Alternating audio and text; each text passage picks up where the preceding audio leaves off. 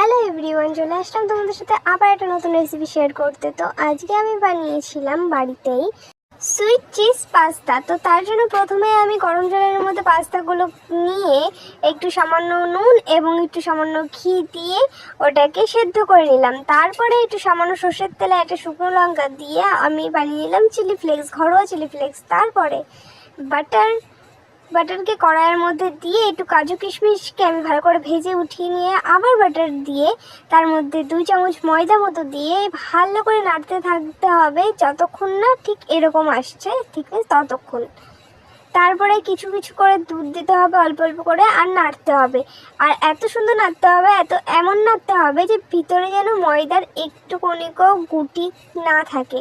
তার মধ্যে কিছুটা পরিমাণ মতো নুন এবং স্বাদ মতো চিনি, যে যেমন মিষ্টি খায় তেমন মিষ্টি দিতে হবে।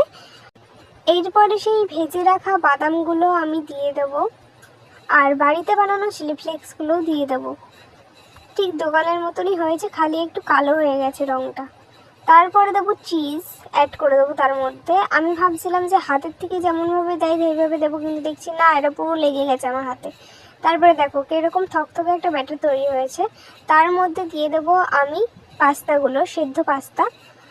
দেওয়ার পর নাড়াচাড়া করে, আমার কাছে একটা স্লাইস চিজ ছিল, তো সেটা দিয়ে নাড়াচাড়া করে নামিয়ে দিলেই রেডি আমাদের গরমা গরম সুইট চিজ পাস্তা।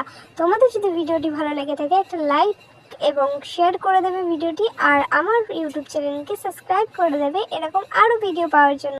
আর সত্যি বলতে খেতে হয়েছিল সুস্বাদু, একদম দারুণ ইউনিক একটা রেসিপি। মানে আমি বাড়িতে ফার্স্ট ট্রাই করলাম, আর ফার্স্ট ট্রাই করে আমি পাগল হয়ে গেছি।